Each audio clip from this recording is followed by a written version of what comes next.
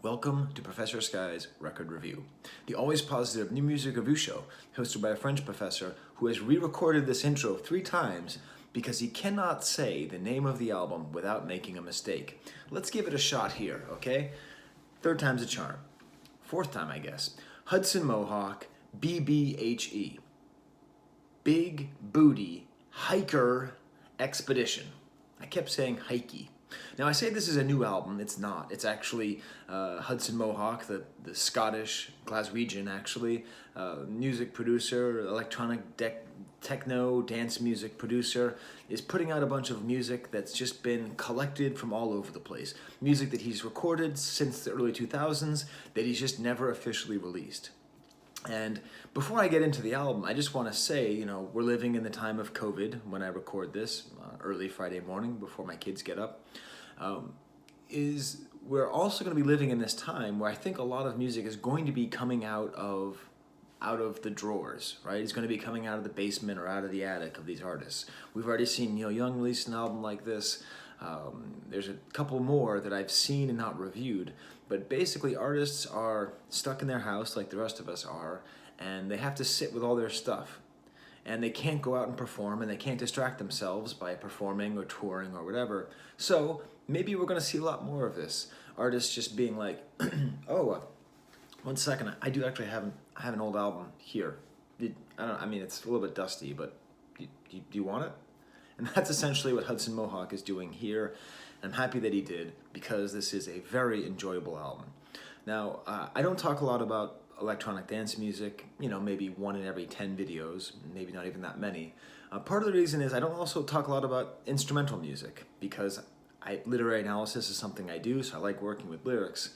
But I make exceptions whenever electronic dance music is so good that I feel compelled to review it. I feel compelled to share it with people who might like my taste of music. Now, Hudson Mohawke is part of what I call the Yeezus tree, which is to say, when the best album of the century was produced in 2013, Kanye West's Yeezus, he had a whole bunch of producers working with him, a whole bunch of artists working with him. And basically, every single one of them makes art on their own that is so good that it needs to be studied. So that's Arca, that's Gesaffelstein, and for me, the first artist I recognized like that was Hudson Mohawke. It was he who, as far as I know, and please correct me if I'm wrong, by the way, my ignorance is profound. By that I mean I don't know a lot, and also there's a lot in the fact that I don't know much, and I'm sharing that with you. I don't know that much about electronic dance music. I'm sort of, I know what I like. I'm sort of that kind of guy. So please correct me if I'm wrong, but as far as I understand, the usage of really low horns, like bump, ba ba dum, bump, ba ba dum, bump, like badass, really low horns, was innovated by Hudson Mohawke. That was used by Kanye on the song Blood on the Leaves in Yeezus, and then I believe it was from there that sound started taking off, to the point where that is essentially the entirety of the Arby's roast beef commercial. It's just a picture of a roast beef sandwich, and then Hudson Mohawke horns going pom pom pom pom pom, to the point where sometimes when I listen to Hudson Mohawke, I want to eat roast beef.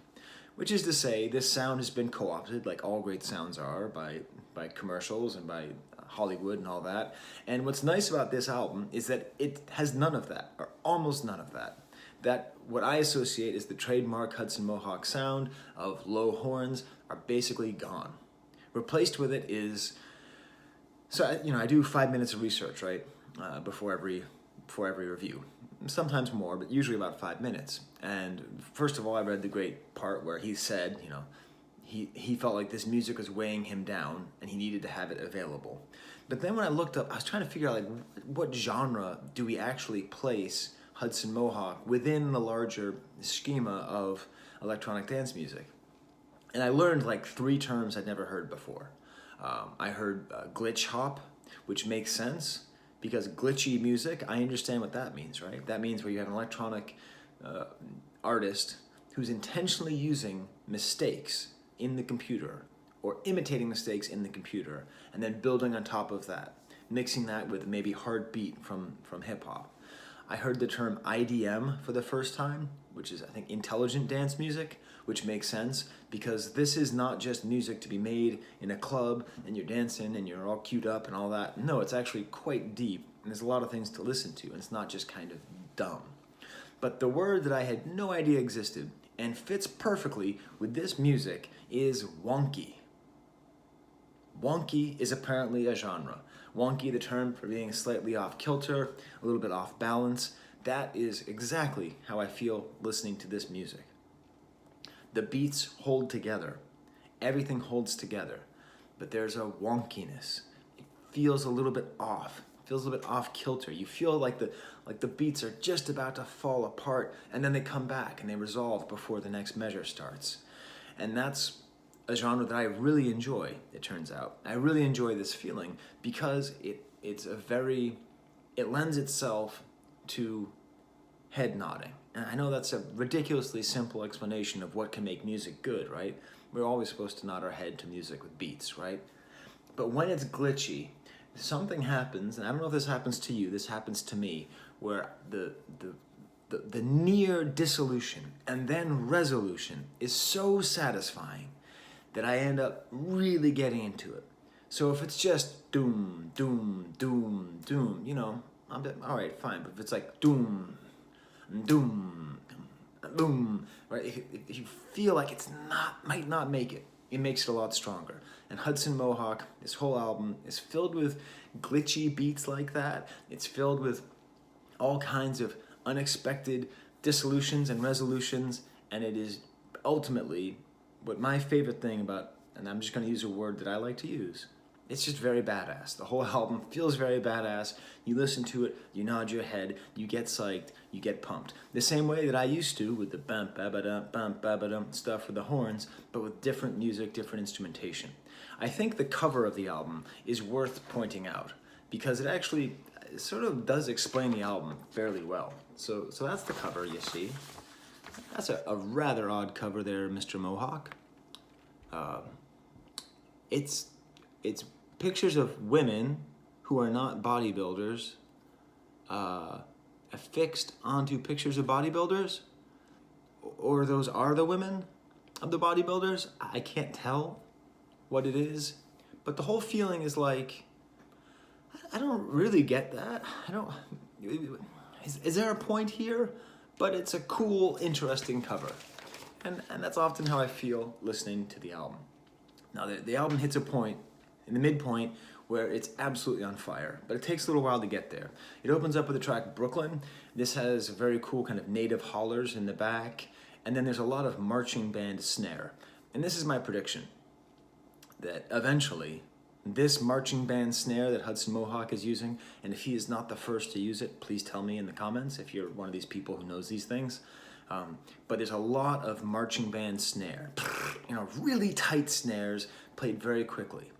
Is that going to make its way more into hip hop? Is that going to be the next Arby's commercial? Because it has a really cool feeling, much like the low horns did, of something kind of orchestral or something you don't associate with pop music being thrown in to something that sounds like a hip hop beat or like an EDM beat.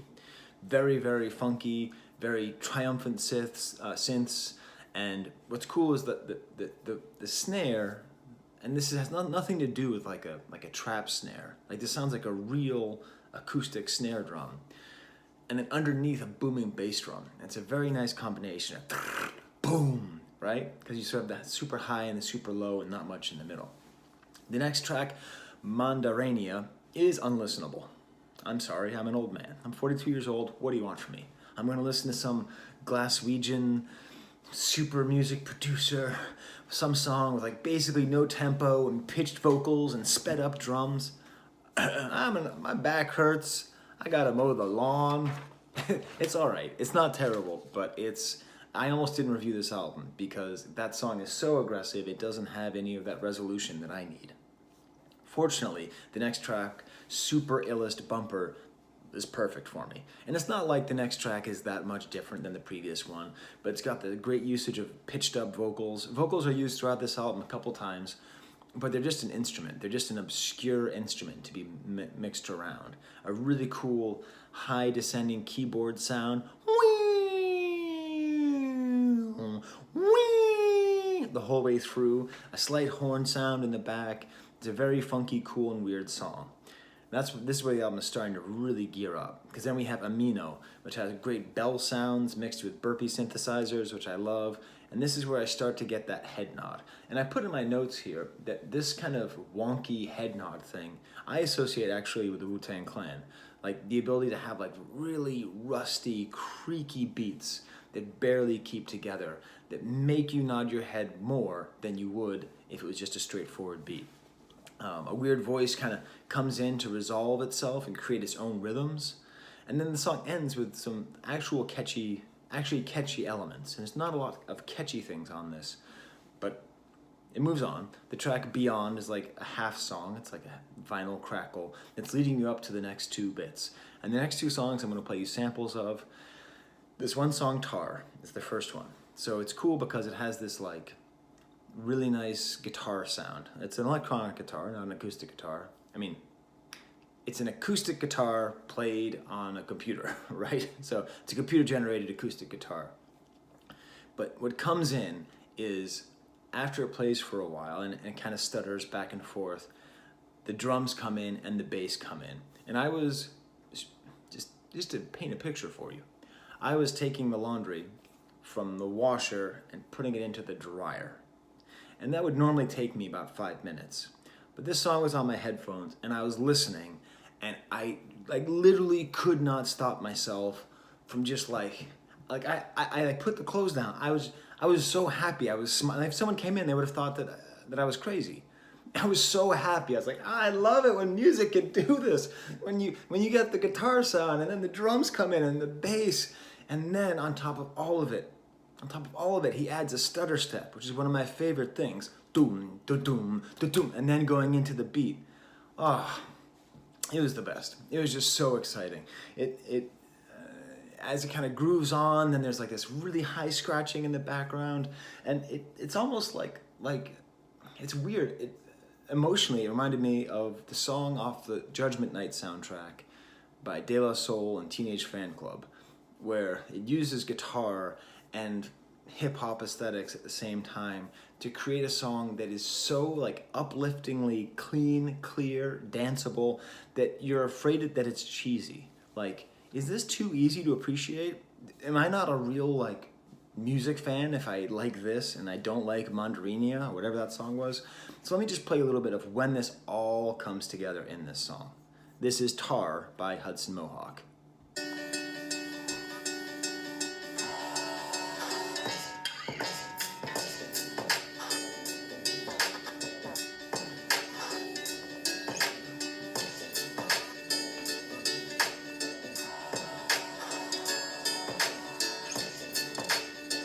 And it continues like that. It doesn't actually, that didn't work for me, listening to it that way. Put on your headphones and do it that way. Because when the song really gets together, by the time you're in the middle of the song, it falls apart, it comes back together, and it's just an amazingly effective, emotionally powerful song. Then the next track is apparently, and this is again on my 5 minutes of research, there's a sample in here, and I was trying to find the sample. The sample is a voice going, hor, hor, hor, hor, hor. And I was obsessed. I'm like, I know this is from somewhere. I don't know where this is from. So I'm like looking it up. I end up on like some weird Reddit page for Hudson Mohawke, or some Reddit page for electronic dance music, and then I ended up on some Reddit page for Grand Theft Auto 5, because apparently this was on that soundtrack. And I could not find the sample. I found it though. I thought about it. I didn't find it. I remembered where it's from, but I'm going to get to that in a second. So the song is called 100 HM, and it's just another great example of how Hudson Mohawke can use different instruments and in different ways, but ultimately to create a very satisfying yet challenging song with a great beat. Mostly with church organs here. And he's really able to create a great atmosphere. I'll play it a little bit here.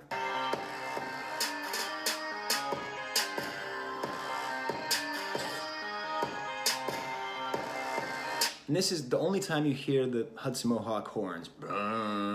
And it's very much a trap drum beat. It's funny, my dad, who's been watching my videos, hi Paul, my dad who's been watching these videos, he came out and was like, what is trap? And we had like a nice conversation, which by the way is maybe the best thing about this whole channel, is that I can now talk to my dad about music and like we have a whole conversation and it's really nice. But I was trying to explain trap, and really the best way to understand trap music is just to start with the beat and the way that it sounds. And this is that great example of the high hi-hats, but then it's taking trap and then mixing it in with electronic dance music and bring it all together with this song that just beats, you just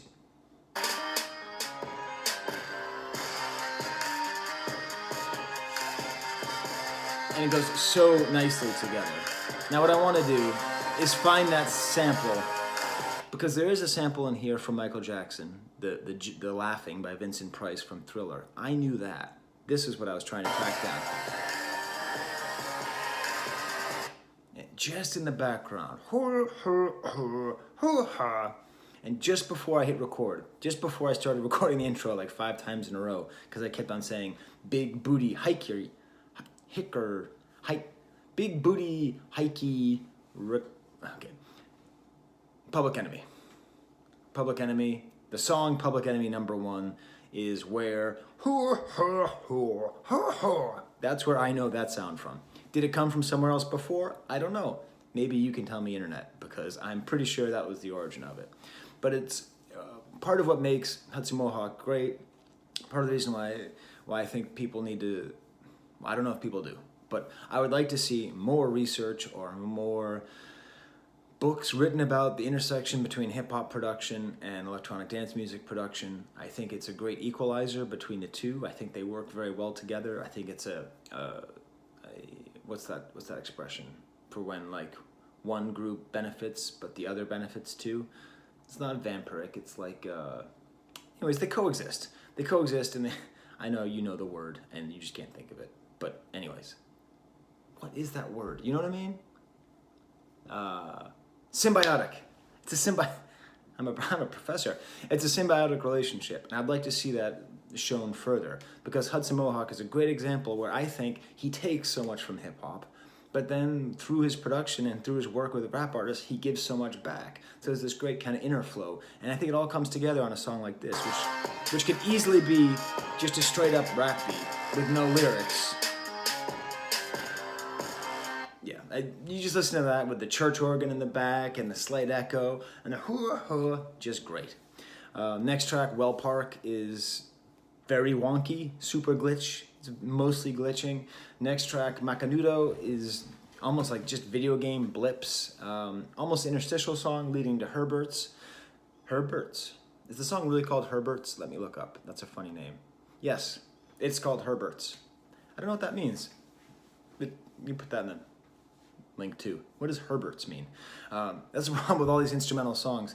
These titles might mean nothing, but this is great too. Another very danceable, very glitchy track. Reminds me a little bit of like Mr. Oizo, the French producer, except more danceable.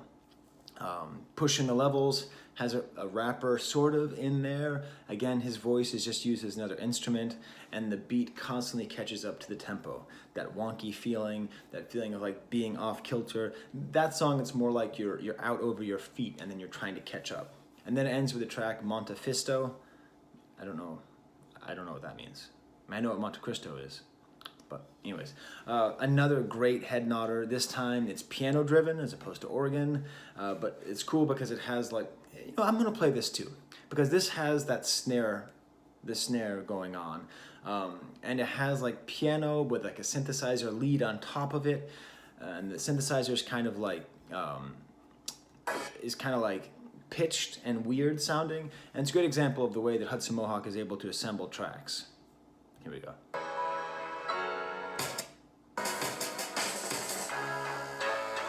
I'm gonna go back. Here we go.